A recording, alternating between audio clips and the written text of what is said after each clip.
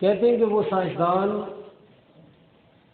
انسانوں کے اوپر ریسرچ کر رہے ہیں اور ریسرچ کرتے وہ اس نتیجے پر پہنچے کہ یہ انسان اس دنیا کی مخلوق نہیں ہے، یہ جانور، یہ پرندے، ان کے بارے میں ایسا لگتا ہے کہ یہ اسی دنیا کی مخلوق ہے۔ جب انسان کے بارے میں انہوں نے تحقیق کی اور انہوں نے جانا تو ان کا کہنا یہ تھا کہ یہ شاید کسی اور سیارے سے یہاں پر لایا گیا ہے یا کسی اور سیارے سے بھولے بھٹکے یہ یہاں پر پہنچ گیا۔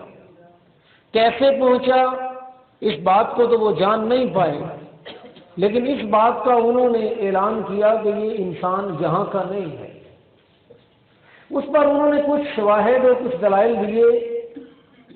ان میں سے ایک دلیل ان کی یہ تھی کہ یہ انسان یہاں پر موسم کے ساتھ، یہاں کے حالات کے ساتھ بالکل بھی مطابقت نہیں رکھتا۔ سردیوں میں اس انسان کو سردی لگنا شروع ہو جاتی ہے اور گرمیوں میں اس کو گرمی تنگ کرنا شروع ہو جاتی ہے۔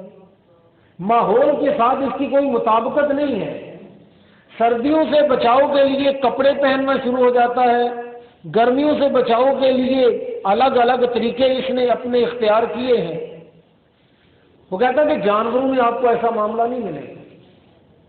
جانوروں نے کبھی کپڑے نہیں پہنے کہ سردی آ گئی تو اب کپڑے پہن لو، اب گرمی آ گئی تو اب اے سی لگا لو۔ یہ انسان ہی ہے جو اس کے مطابقت نہیں رکھتا اس ماحول سے، اور وہ اس ماحول کو اپنے مطابق بنانے کی فکر میں لگا ہوا ہے کسی طریقے سے۔ کبھی ہاتھ والے پنکھے لگائے، پھر اس کے بعد الیکٹریکل پنکھے آ گئے، پھر اس کے بعد جناب ایئر کولر آ گئے، اس کے بعد پھر اے سی آ گئے، اور اب آگے اور نہ جانے کہاں سے کہاں جائے گا، لیکن سیٹسفائیڈ نہیں ہے، کسی بھی چیز سے مطمئن نہیں۔ وہ آگے سے آگے جا رہا ہے کہ کہیں مجھے وہ جگہ مل جائے کہ جہاں پر میری زندگی پرسکون ہو جائے۔ یہ سکون اس کی زندگی میں نہیں۔ گھر دیکھ لیں، گھر سے گھر کہاں بناتے بناتے کہاں پہنچ گئے۔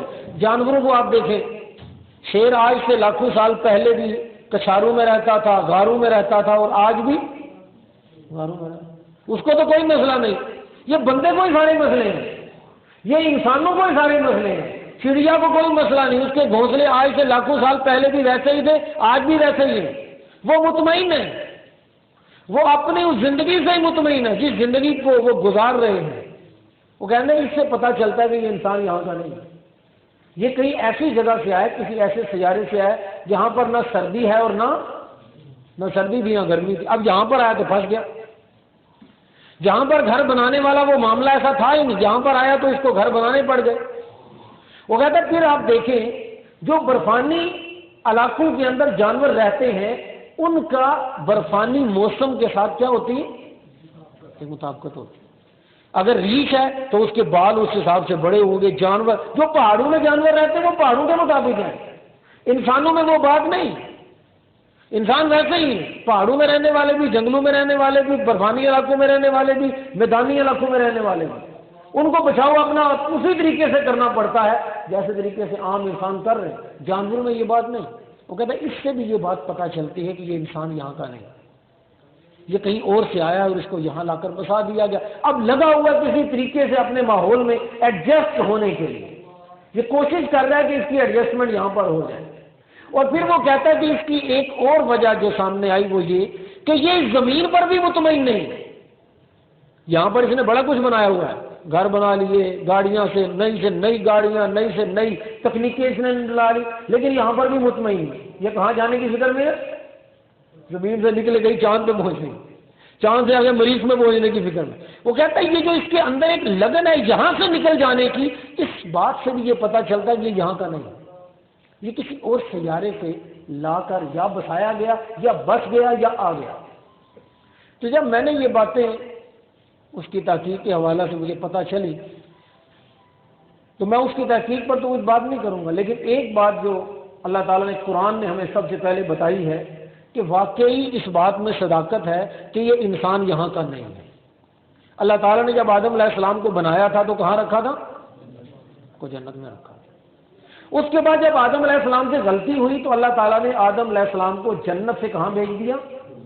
پھر تمہیں اس سے اتنی بات طے ہو جاتی ہے کہ اس بات میں کچھ نہ کچھ، باقی حقائق جو ہیں وہ اپنی جگہ پر الگ ہے، یہ یہاں کا ہے نہیں۔ اب یہ اس دنیا کو بھی چاہتا ہے کہ وہ جنت کے اندر نہ تو سردی ہے اور نہ وہاں پر ان باتوں کا کوئی نہ سورج کی گرمی تپش وہاں پر لگتی ہے، نہ وہاں ٹھنڈ ہے کہ بندہ جناب لحاف اور رضائیاں اوپر لے کر سوئے گا، پھر اس کو سکون، اطمینان اور خوشی صرف اور صرف کس جگہ پر ہے؟ وہ جنت میں۔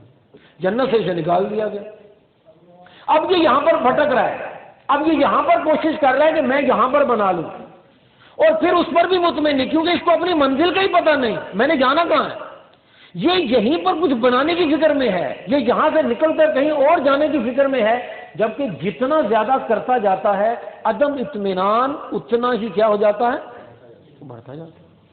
اگر کسی کے پاس نئے کپڑے نہیں ہیں تو بھی پریشان ہے، اور اگر کپڑے ہیں تو بھی پریشان، پریشانی ختم ہونے والی نہیں، اطمینان نہیں ہے، سیٹسفیکشن نہیں کسی بھی صورت میں بھی۔ ہمارے صاحب کہتے ہیں اس انسان کی جو عدم اطمینانیت ہے اس کا عالم یہ ہے کہ آپ نے گھر کے ڈرائنگ روم کو ایک مرتبہ سجایا، ادھر صوفے لگا دیے، سامنے ڈائننگ ٹیبل لگا دیا، ادھر سینری لگا دی، 3 مہینے گزریں گے تو پھر کیا ہوگا؟ صوفے ادھر کرو گے۔ اس کا تو یہ حال ہے۔ اب یہ روز بروز فیشن کیوں بدلتے ہیں؟ کپڑوں کے فیشن روز بدل رہے ہیں، عورتوں کے فیشن کپڑوں کے آپ دیکھیں ایک جگہ پر ٹکاؤ ہے ہی نہیں۔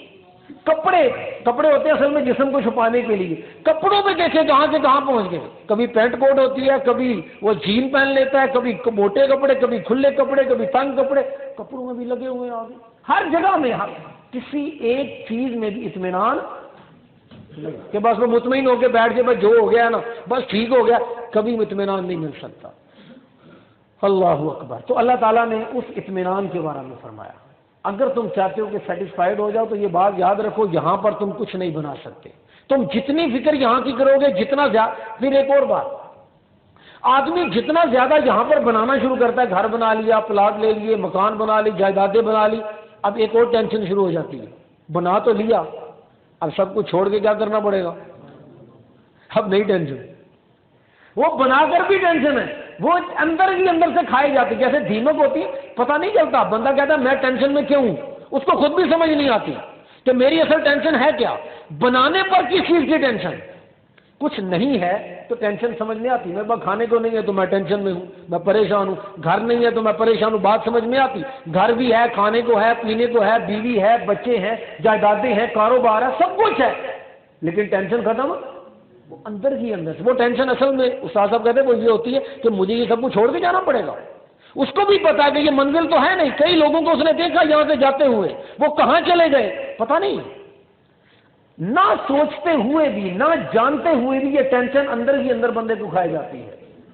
تو اللہ تعالیٰ نے قرآن میں اس کا حل بتایا، یا ایتھا النفس المطمئنہ ارجعی الی ربک راضیۃ مرضیہ، اگر تم چاہتے ہو کہ تمہارے دل میں اطمینان آ جائے، تمہارے دل میں سکون آ جائے، تمہیں خوشی مل جائے، سیٹسفیکشن تم کو مل جائے، تو پھر رجوع کس کی طرف کرو؟ اللہ کی طرف رجوع کرو۔ جس دن اس کی طرف رجوع ہو گیا اور ہم نے یہاں پر بنانے کی بجائے اپنا گھر کہاں بنانا شروع کیا؟ وہ جنت میں، اور اس کا طریقہ کار بھی اسلام یہ کمال ہے، اس نے یہاں پر سب کچھ بتا دیا کہ جنت میں اگر تم نے گھر بنانا، کیونکہ ہم نے جانا تو وہاں ہے، جانا وہاں ہے، اور کوئی سیارہ نہیں ہے، مجھے نہیں پتا کسی اور سیارے کا، مجھے تو اتنا پتا ہے کہ مجھے جنت سے نکالا گیا تھا اور مجھے آخر کار کہاں جانا ہے؟ مجھے وہیں جانا ہے، مجھے وہیں پر کچھ بنانا ہے۔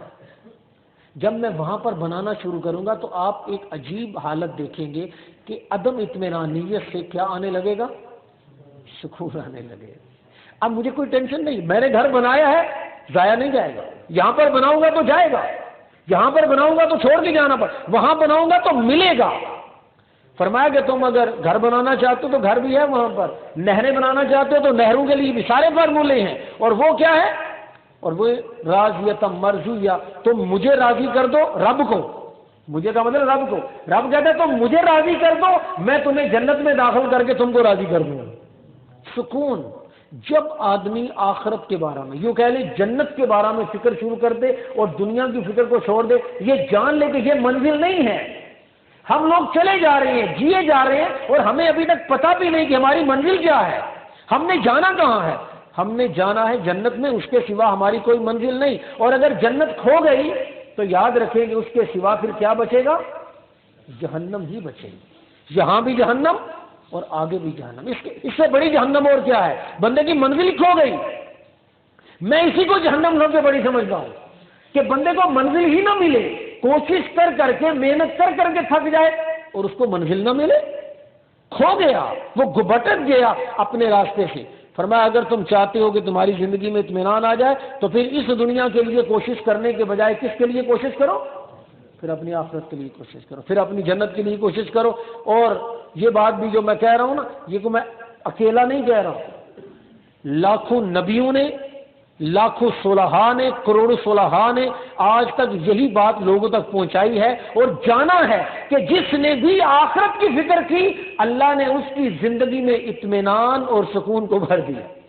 کچھ نہیں ہے کھانے کو لیکن سکون ہے، کیونکہ اس نے اپنی جنت کیا کر لی ہے؟ اس نے بنا لی ہے۔